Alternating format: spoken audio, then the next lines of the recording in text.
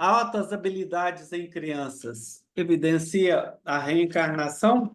Está faltando aí a pergunta, mas é uma pergunta. E aí a gente vai ver essas características que algumas crianças apresentam, e à luz do espiritismo a gente vai tentar explicar essas altas habilidades, essas superdotações que algumas crianças apresentam.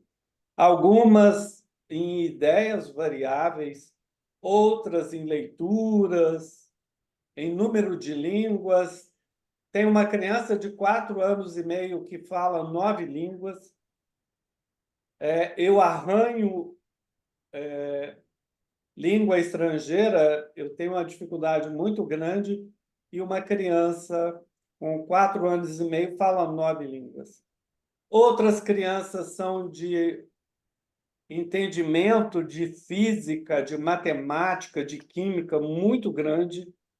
Outras crianças são de músicas, principalmente aí as músicas clássicas, e outras crianças são expressões das músicas, dos instrumentos mais comuns que a gente tem.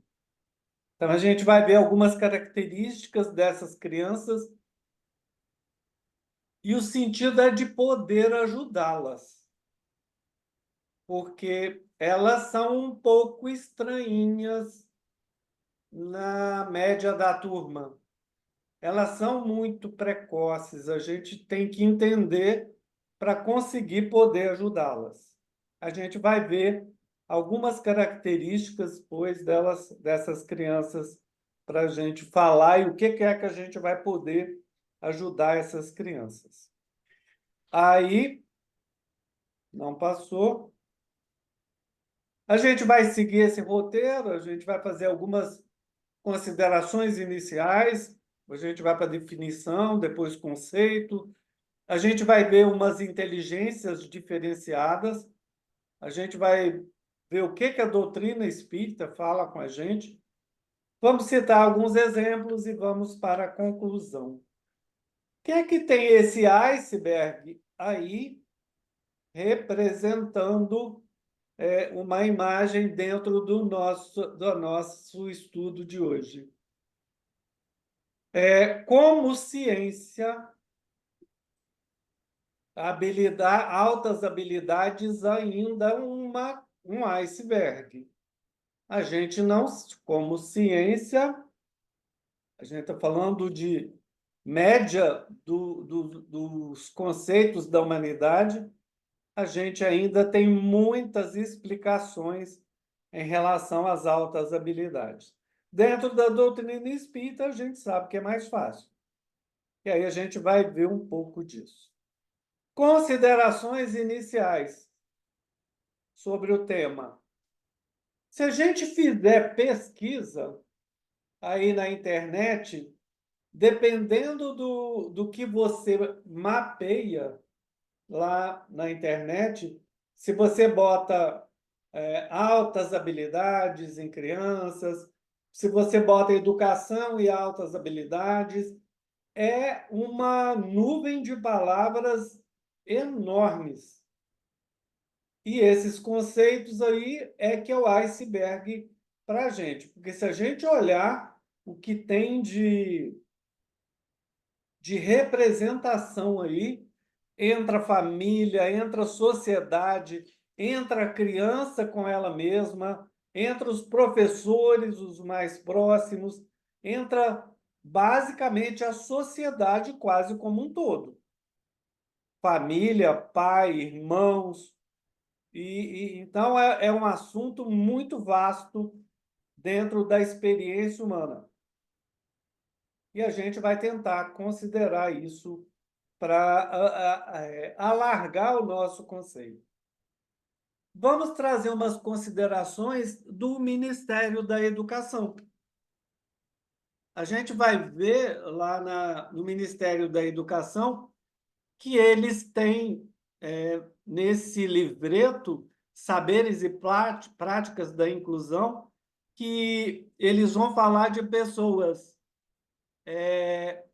que necessitam de educações especiais e aí em superdotados, em crianças de alta habilidade.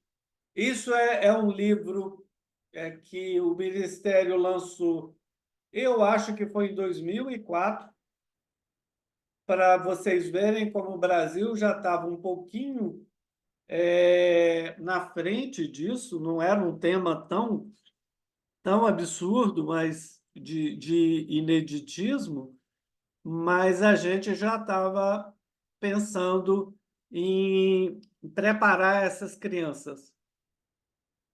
Estados Unidos tem N escolas preparadas para essas crianças. Elas são separadas das crianças comuns, porque são muito diferentes, e elas são colocadas para conseguir alargar cada vez mais essas habilidades. Dentro desse livreto, olha interessante como é que o Ministério da Educação considera a educação infantil, a educação fundamental, o ensino médio e a educação superior, e perpassando por todos esses níveis, sendo que o mais básico e o fundamental, o infantil e o fundamental, eles são os que abrem os caminhos para que essa mente especial, para que essa mente dotada de alta habilidade possa expressar todas as suas características. Então, até o nosso sistema educacional tem a previsão, a gente não tem muito o preparo inicial para essas escolas, mas a gente tem pelo menos a visão, a gente tem dessas crianças serem atendidas de forma especial. Lá nesse livreto, dentre outras coisas, tem as expectativas de aprendizado dessas crianças com alta habilidade. E eu achei interessante a gente olhar para isso.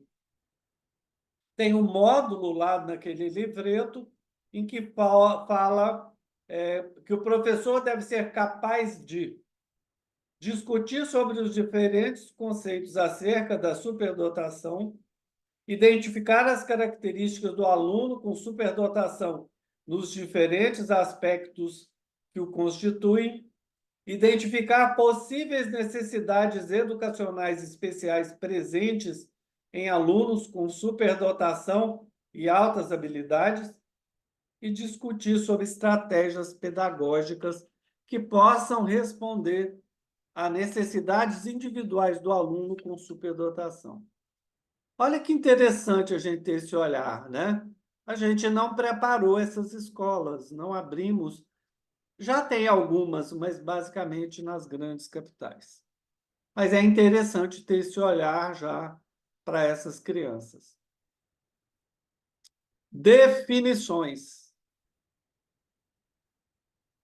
Uma introdução antes das definições. A habilidade especial é um termo que se refere à capacidade única e excepcional que uma pessoa possui em determinada área ou atividade. Essa habilidade pode ser natural ou adquirida ao longo do tempo, desenvolvida ao longo do tempo, através de prática e dedicação.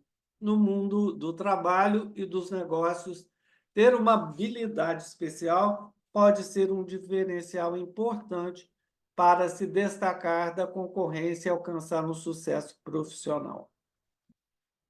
Se a gente for pesquisar lá, eu usei várias palavras, e esse glossário aí. Supernormais, legislação brasileira, citou essa palavra em 1931. E aí, mais recentemente, a gente usou habilidade especial, altas habilidades é mais recente, e também usamos superdotação. Altas capacidades, isso é do Alencar e do Gama, estudiosos do tema, eles trazem essa definição. São elas as altas capacidades: capacidade intelectual, aptidão acadêmica ou específica, pensamento criativo ou produtivo, capacidade de liderança, talento especial para artes visuais, artes dramáticas e música e capacidade psicomotora. Olha o tanto de assunto que isso envolve. A Política Nacional de Educação Especial, que é de 1994, então a gente começou a clarear, citamos lá na legislação em 31, mas só em 94 a gente começou a pensar numa política de educação especial. Define como portadores de altas habilidades, superdotados, os educandos que apresentarem notável desempenho e elevada potencialidade em qualquer dos seguintes aspectos, isolados ou combinados, capacidade intelectual geral, aptidão acadêmica específica, pensamento criativo ou produtivo, capacidade de liderança, talento especial para as artes e capacidade psicomotora.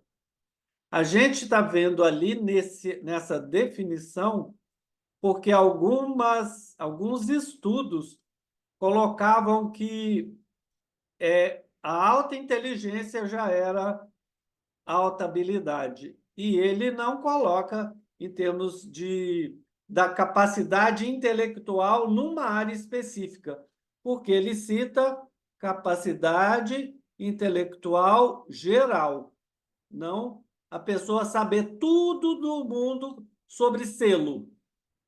Selo, qualquer coisa.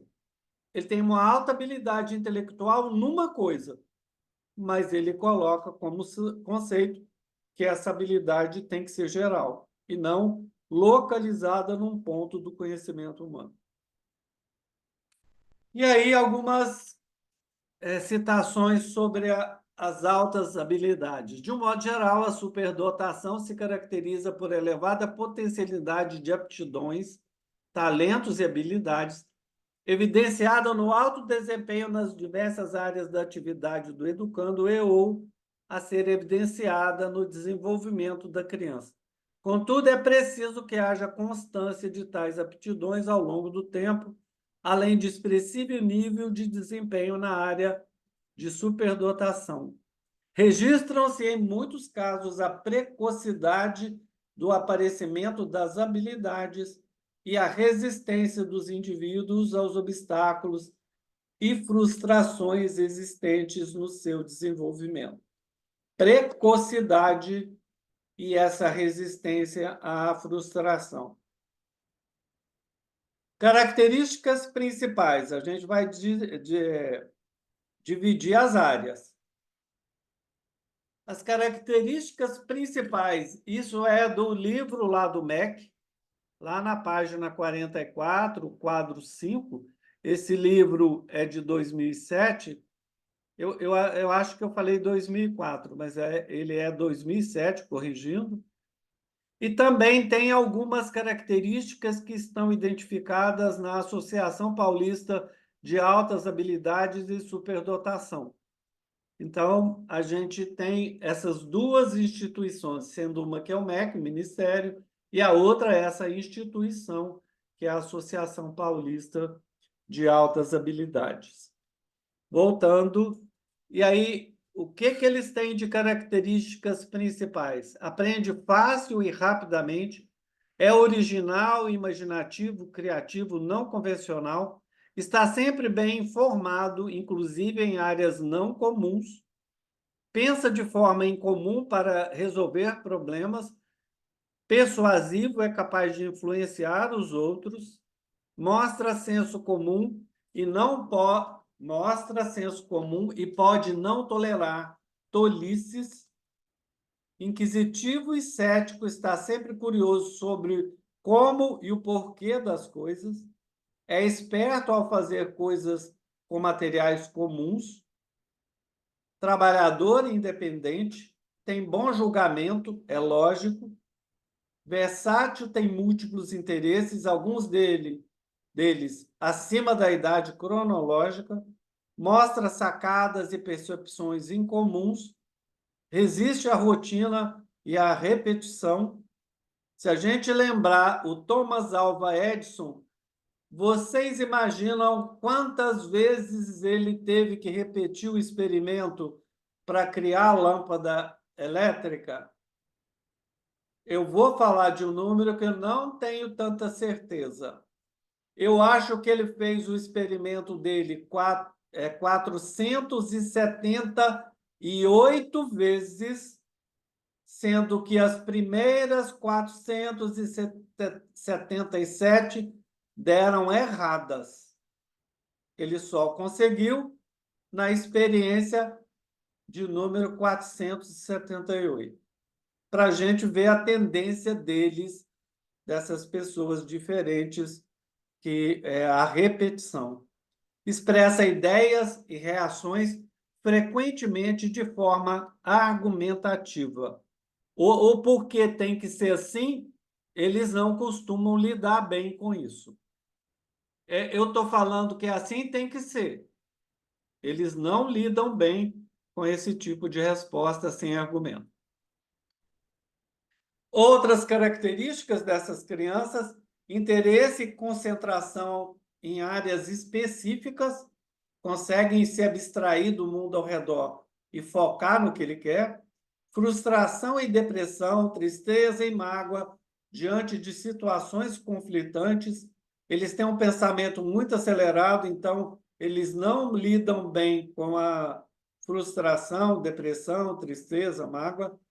Apresentam alterações no sono, interesse pelo desafio, têm espírito crítico, estabelece relações entre conhecimento e fatos, falta de amigos. Olha que interessante. São altamente inteligentes e não conseguem ter amigos mais por perto. Baixo rendimento escolar, causado pela sua falta de interesse. Eu acho que o Einstein ele teve um monte de nota negativa em matemática. A gente pode imaginar isso, mas é o baixo rendimento no estudo comum da vida, da estrutura do ensino da época. Então, a pessoa não consegue ter um bom relacionamento dentro do estudo comum das coisas. E são manipuladores. Uma parte deles é bem manipuladora. E aí, um registro, só para a gente ter mais a certeza da presença, quando a gente tiver dessas crianças, são confundidos com indivíduos que apresentam diversos distúrbios. Eles vão ter diagnósticos antes de déficit de atenção, de uma criança desafiadora, opositora. Ele quer fazer tudo ao contrário. Hiperatividade comportamental, vai ser enquadrado alguns no espectro autista, alguns vão ser enquadrados com bipolaridade, ainda que não estejam num ataque, numa crise, vão ser diagnosticados como pessoas impulsivas, entre outros. Então, geralmente é uma caminhada o diagnóstico de alta habilidade. Característica dessas habilidades. Olha quanto terreno dentro do conhecimento humano a gente pode enquadrar essas altas habilidades. Criatividade e originalidade, inteligência artística, inteligência musical, inteligência corporal, inteligência naturalista, inteligência linguística, inteligência lógico-matemática, inteligência intrapessoal e interpessoal, inteligência existencial, que hoje, atualmente, está mudando esse nome de existencial para espiritual, além de outras áreas, etc. A gente vai ver um pouquinho de cada uma. E aí a gente vai usar esses autores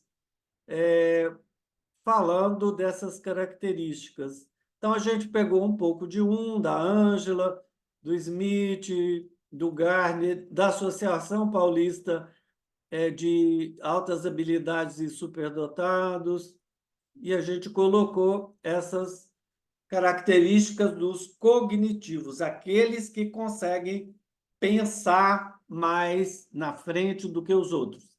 A gente está conversando com ele, ele tá à frente da gente 2 dias. Então, eles pensam muito mais antecipadamente do que a gente e com a velocidade maior. O que eles têm de diferença? Vocabulário avançado, eles usam palavras que não é característica de criança usar, de jovem usar. São perfeccionistas, os cadernos deles são bonitinhos, tudo é bonitinho. São muito críticos, não gostam de erro, são contestadores, não costumam gostar de quando eles ficam em xeque-mate, pela bola 7. Eles são contestadores, não gostam da rotina. Einstein não gostava da rotina. Grande interesse por temas abordados por adultos, eles ficam prestando atenção na conversa dos adultos. Facilidades de expressão, desafiam professores e colegas, conseguem monopolizar a atenção de professores e colegas, são manipuladores, a gente já viu. Preferem geralmente trabalhar, de forma individual e gostam de pesquisas. Os cognitivos, aqueles que ficam mais isolados, que eles não têm muito amigos, eles ficam lá dentro deles, alta inteligência. Os habilidosos criativos, os cognitivos e os criativos. São inventivos, geram e brincam com as ideias, constroem novas estruturas e novas formas de fazer as coisas, ganha um brinquedo e desmonta e faz outro. Olha o brinquedo no primeiro momento e quando você vê, está o brinquedo desmontado e ele está fazendo outra coisa com o brinquedo. Tem diversidades de interesses, não gostam da rotina, encontram ordem no caos. Olha que interessante, né? O criativo vê muito longe além da gente. Pensam por analogias, usam o humor, gostam de fantasiar. Olha que interessante. A criadora do Harry Potter, ela foi abandonada pelo marido porque ela deixava de cuidar das 2 crianças e ela ficava em casa voando nas nuvens, né? E aí o marido dela tentou corrigir, não conseguiu, separou dela e ela ficou sem nada. E aí, o que ela, passando necessidades muito grandes, eles não tinham muito dinheiro, separados então tinham menos ainda. E aí ela resolve começar a querer escrever no desespero dela. Ela começa a resolver escrever, algumas pessoas gostam do que ela estava escrevendo e ela escreve o primeiro livro, Harry Potter. Se a gente olhar hoje para essa mulher, ela é quase tão rica como a rainha da Inglaterra ou mais. Por quê? Qual é a grande habilidade que ela tinha? Fantasiar. Ela vivia nas nuvens e ela criou Harry Potter. Continuando, não ligam para convenções, cabelo está muito fora da época, roupa fora da época, come em cima dos livros, convenções não é com eles. Os criativos são produtores do conhecimento, são sensíveis aos detalhes, eles têm alta sensibilidade, eles veem coisas que a gente, o comum da vida, a gente não consegue ver. Produzem o conhecimento, já falei, investem uma qualidade significativa de energia emocional naquilo que fazem, têm capacidade de reflexão, imaginação, sensibilidade, senso de justiça, questionamento de regras e autoridades, não costumam andar em cima da linha dos padrões sociais e têm uma preocupação moral muito precoce. Questionamento de regras e autoridades. Esse é aquele ligado à criatividade e originalidade. Aquele que tem inteligência artística, ele tem ótima memória visual, de longo e curto prazo, tem memória visual, espacial e perceptual, ele consegue visualizar a cena que ele vai montar num teatro ou num livro ou numa cena de filme, ele consegue olhar a cena e perceber as dificuldades, qual é o melhor ângulo. Então, essas pessoas têm uma inteligência diferenciada. Habilidade em armazenar formas não verbais para aplicar em seus trabalhos. A linguagem, não usando a palavra para eles, é muito melhor. Eles conseguem fazer isso com uma cena, com uma iluminação de uma cena, com um olhar. Então, eles têm essa habilidade de armazenar essas formas não verbais para utilizarem na comunicação de seus trabalhos.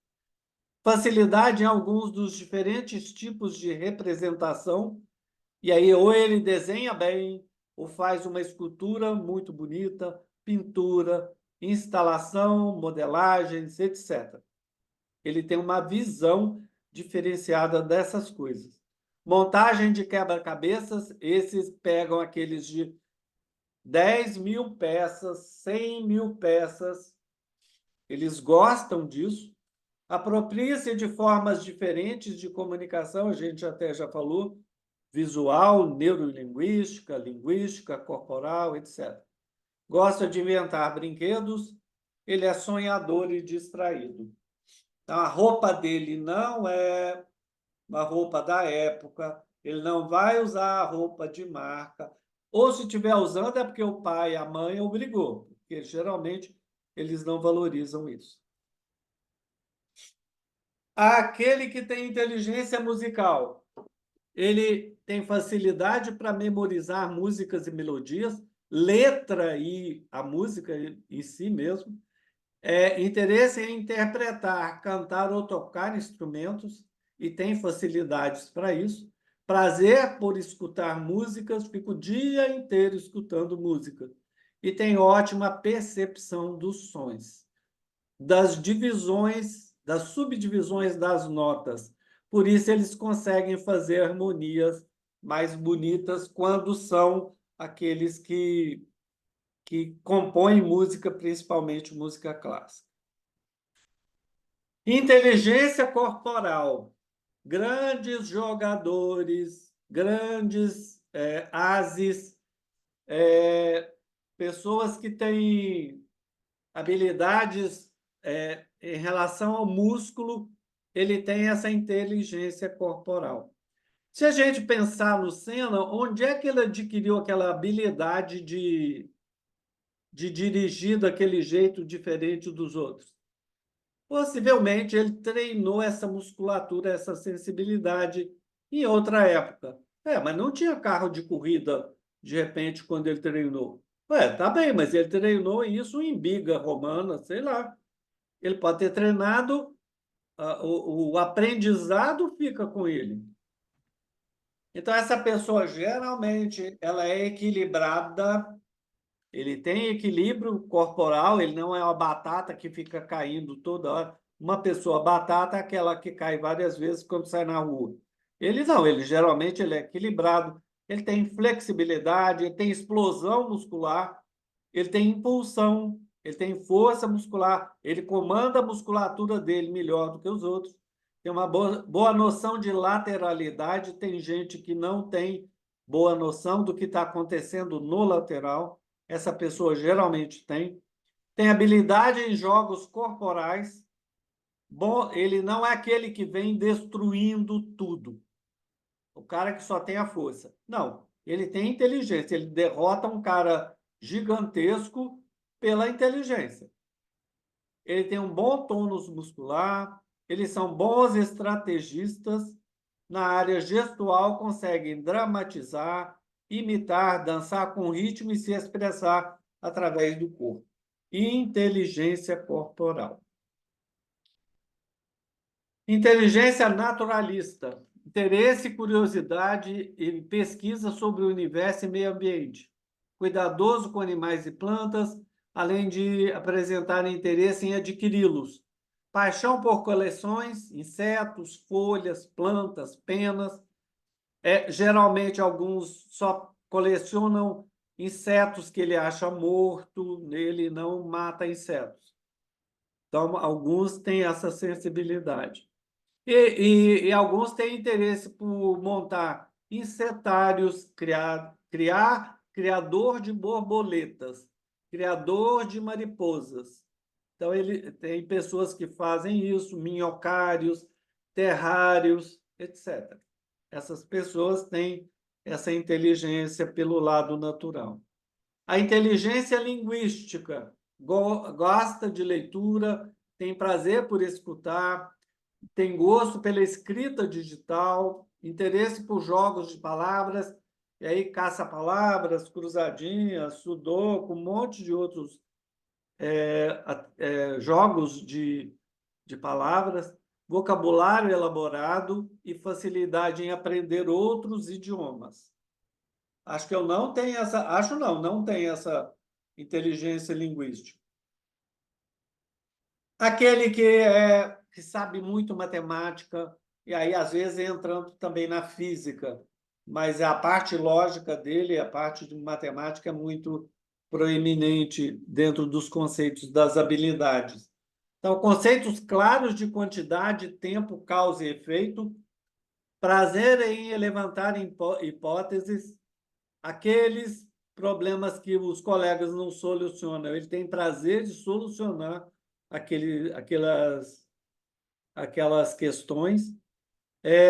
Rapidez e resolução de cálculos, é o primeiro que vai falar a resposta para o professor.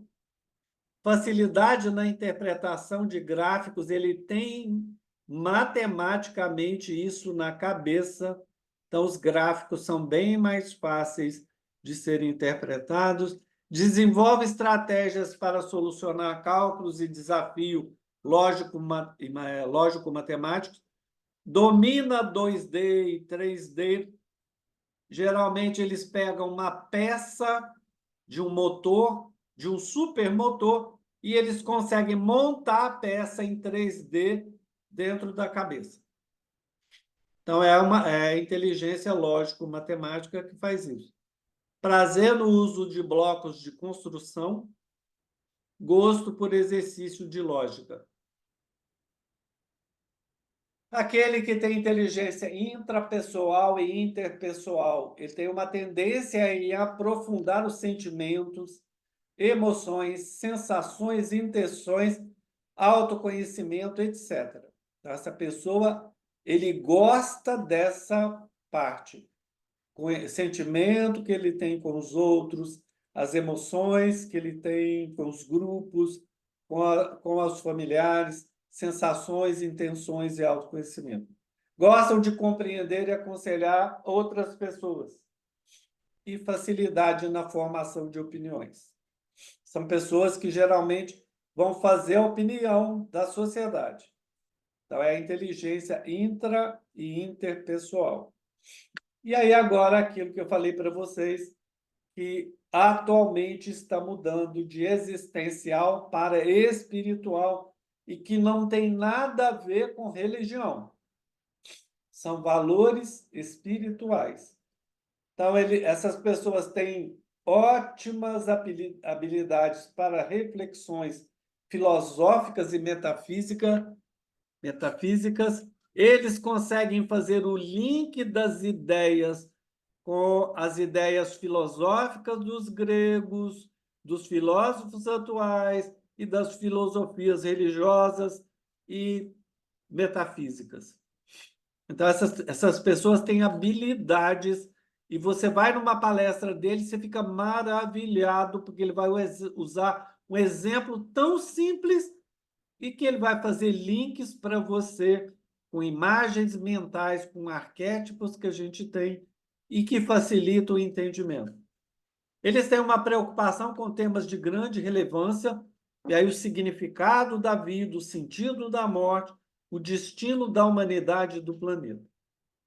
Como eu falei, a gente colocou umas características do Ministério da Educação e eu coloquei a sigla que às vezes vocês podem pesquisar sobre o assunto, e é Associação Paulista para Altas Habilidades e Superdotação. Caminhando. Como eu falei, o nome está mudando de inteligência existencial para a gente considerar a inteligência espiritual. Valores que estão fora da parte física.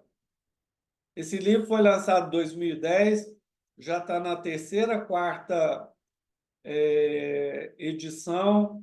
É um livro que está mudando de inteligência existencial para inteligência espiritual, e aí é o sentido de valor. Quais são os valores que a pessoa tem além do físico? Valores que ele tem, e aí está mudando para inteligência espiritual.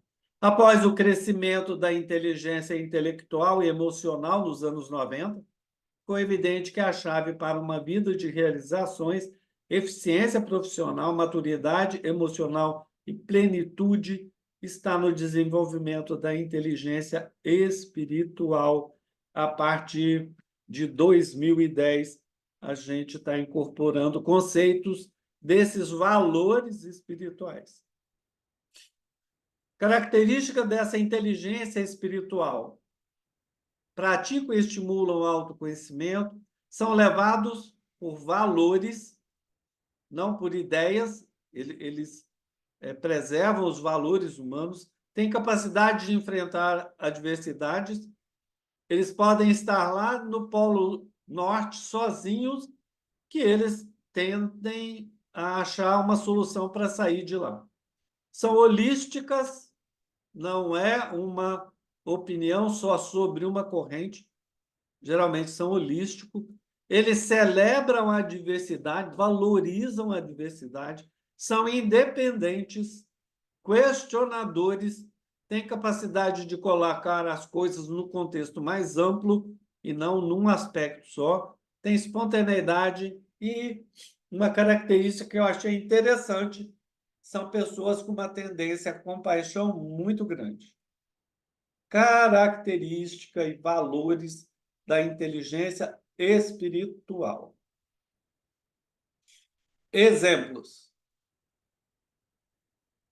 Existem inúmeras habilidades especiais que uma pessoa pode possuir em diversas áreas e atividades. Alguns exemplos comuns incluem habilidades artísticas, como pintura, escultura, habilidades musicais, como tocar um instrumento ou cantar, habilidades esportivas, como jogar futebol ou basquete, etc., habilidades intelectuais, como matemática e ciência. Cada pessoa possui suas próprias habilidades especiais que podem ser exploradas e desenvolvidas ao longo da vida.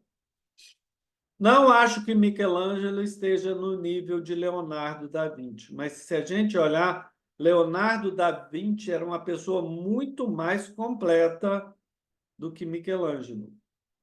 Leonardo da Vinci fez projetos do disco voador, fez projetos de submarino em 1500 e pouco, 1540.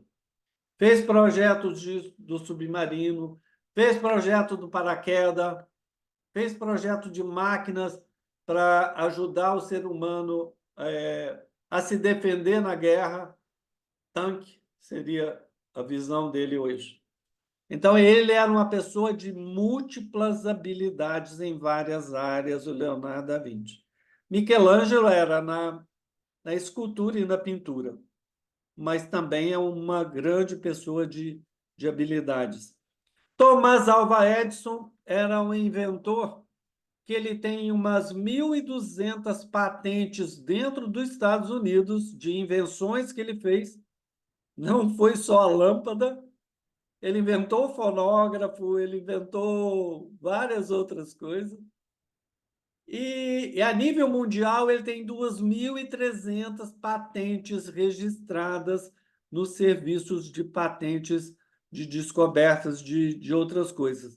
Olha o tamanho da habilidade dessa pessoa. Thomas Alva Edison, etc. A gente citou só alguns. Em relação à música, tem uma historinha muito interessante do Mozart. Um professor do Mozart, um dia, estava terminando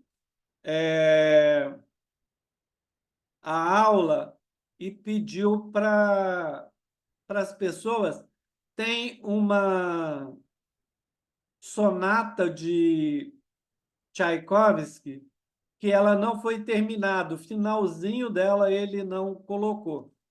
E aí esse professor pede, do Mozart, pede para as crianças fazerem em casa como é que eles finalizariam, depois da última nota do Tchaikovsky, como é que eles finalizariam o último ato da ópera dele.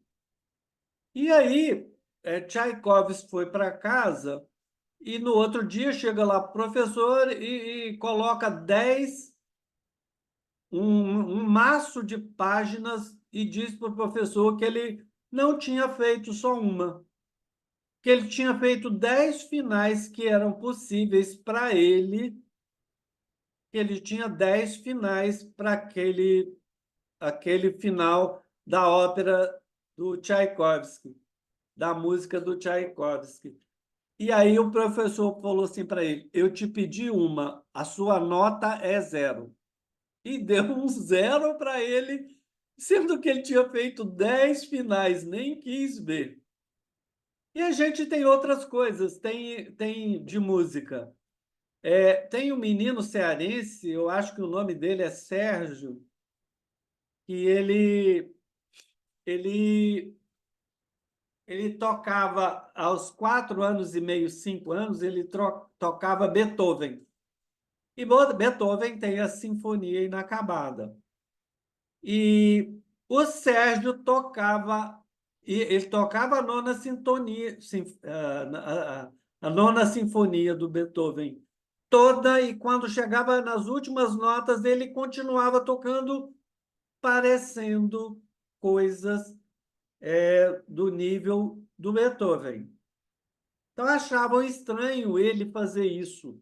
Como é que ele continuava se o Beethoven tinha terminado? Se o Beethoven não tinha feito? Ele tinha 4 anos e pouco. Tem um menino de 4 anos e meio, atualmente, que ele é cego, surdo e mudo. E ele toca Beethoven, todas as músicas do Beethoven. Onde é que está essa habilidade dele em aprender isso tudo? E aí a gente tem habilidades em pessoas na matemática, em fórmulas, na física quântica. Stephen Hawking era um desses que tinha essa visão muito grande. A gente tem pessoas que fazem pesquisas, músicas, em física, em astronáutica, em física quântica, em várias áreas do ser humano, tem pessoas múltiplas, e em músicas, principalmente em música clássica. Então, altas habilidades nessas crianças são exemplos que a gente tem, e se a gente procurar, tem N exemplos. Agora, caminhando para a doutrina espírita. No Espiritismo, as habilidades especiais são capacidades que permitem a conexão com o mundo espiritual. Essas habilidades podem incluir a intuição, a mediunidade, a clarividência, entre outros. Muitas pessoas acreditam que todos possuem um grau de habilidade espiritual que podem ser desenvolvidos e aprimorados ao longo do tempo. E aí, o que fala o Livro dos Espíritos? Kardec pergunta: o espírito encarnado conserva algum traço das percepções que possui e conhecimentos que adquiriu nas suas existências anteriores? A gente guarda aquilo que a gente aprendeu lá atrás? E aí ele tem como resposta: guarda vagas lembranças que lhe dá o que se chama ideias inatas. Ideias inatas, aprendizados de existências anteriores, questão 218. Lá na 219, deve haver, assim, uma grande conexão entre duas existências sucessivas? Tem conexão entre uma existência e outra? Existência sucessiva? E o que ele recebe como resposta? Nem sempre tão grande quanto talvez o suponhas, dado que bem diferentes são muitas vezes as posições do espírito nas duas e que no intervalo de uma e outra pode ele ter progredido. A gente sabe que Beethoven estudou 200 anos música clássica para nascer como um virtuoso.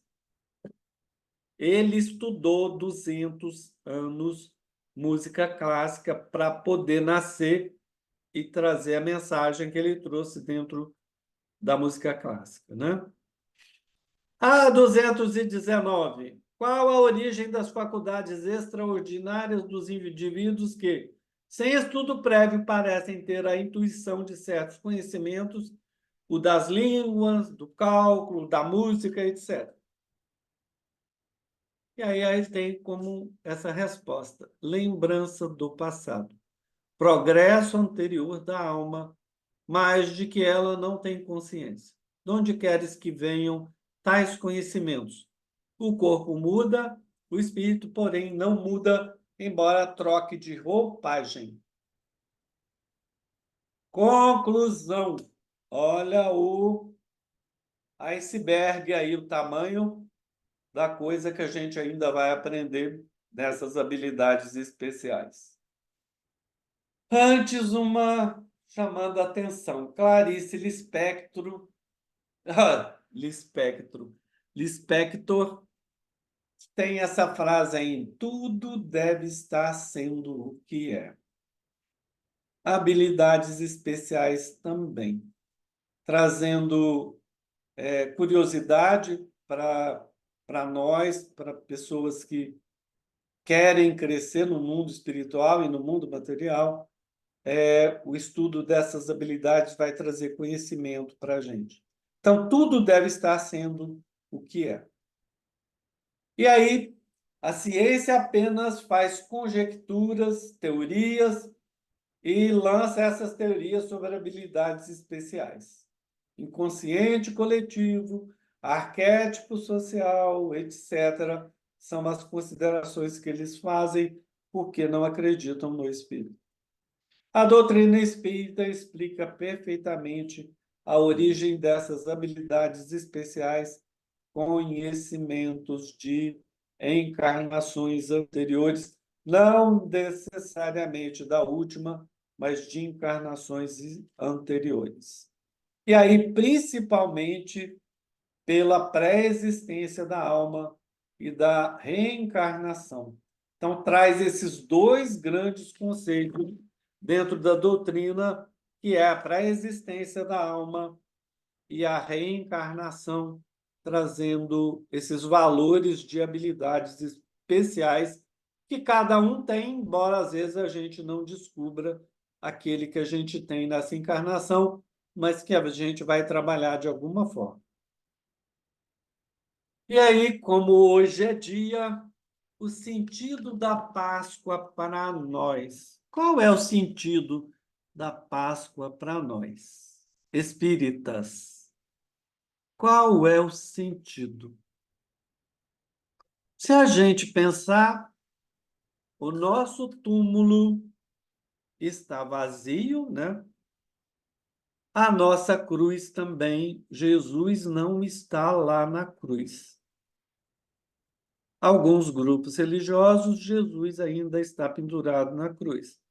Outros não, já tem a cruz como sem Jesus. Nós não temos o símbolo da cruz. Metaforicamente, eu estou trazendo como se fosse para nós. A nossa cruz, Jesus não está lá, né?